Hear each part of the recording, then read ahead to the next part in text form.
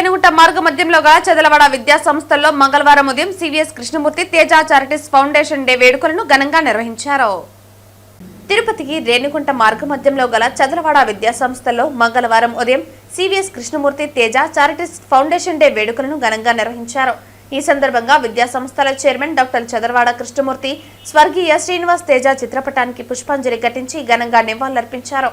ఈ సందర్భంగా స్వర్గీయ కృష్ణ తేజ స్మృతులను పంచుకున్నారు. అనంతరం జ్యోతి ప్రజ్వలన చేసి కేక్ కట్ చేసి ఫౌండేషన్ డే కార్యక్రమం వేడుకలను ప్రారంభించారు.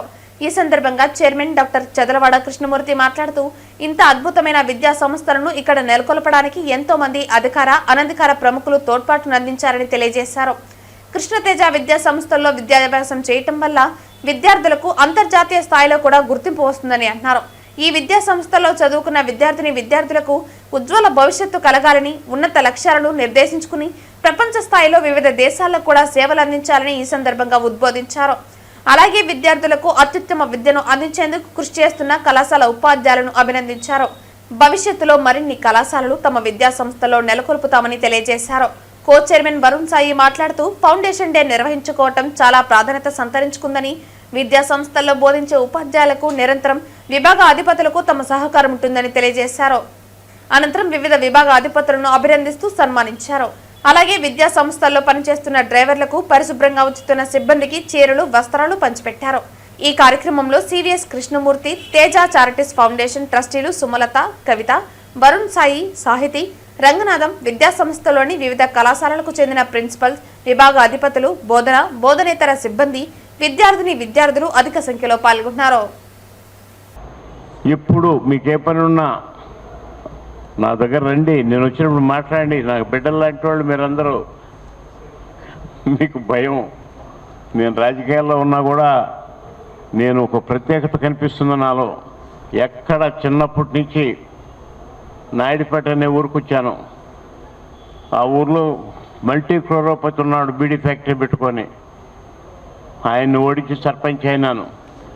బెస్ట్ సర్పంచ్గా 5 ఏళ్ళు ఉండడమే కాకుండా 5 ఏళ్ళు నామినేట్ అయినాను జడ్పీకి.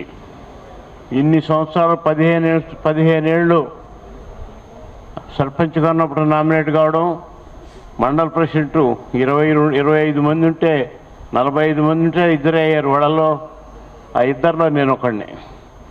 జిల్లా పరిషత్కి వెళ్ళాను. ఎక్కడ పనిచేసినా ధర్మం కోసం, 10 మందికి సహాయం జరిగేదానికోసం. నాకు భగవంతుడు ఇచ్చిన సంపద ₹1 కూడా టీటీడీ చైర్మన్గా చేస్తే ఒక్క దమ్మిడి కూడా నేను ఎరగను. ఆయన ఇచ్చిన డబ్బు నా దగ్గర ఉండేటప్పుడు ఇంక నేను మళ్ళీ దాంట్లో పనిచేసేది ఏంది, డబ్బు తీసుకునేది ఏందని నా సొంత. ఆయన ఇచ్చినటువంటి వెహికల్స్, ఆయన ఇచ్చినటువంటి జనం, నాకన్నా సంపన్నులు చాలామంది పనిచేశారు. కానీ నాకు వచ్చినంత అంత పేరు, అది కారణం దేవుడు, మా తల్లి. కాబట్టి మీతో కలిసి పనిచేస్తానని ఈ సంస్థ మీగా చూశారు. ఇప్పుడు కూడా మీ సంస్థలుగా చూడమని, స్టూడెంట్స్కు సహకరించమని, మంచి పేరు తీసుకురమ్మని మిమ్మల్ని హృదయపూర్వకంగా ప్రార్థిస్తూ, ఇలాంటి ఏ ప్రోగ్రాం జరిగినా ఇంకా మంచి మంచి కాలేజీలు రావాలని, వస్తాయని. నర్సింగ్ వస్తుంది, మెడికల్ కాలేజీ కూడా తప్పకుండా పెడతాను నేను.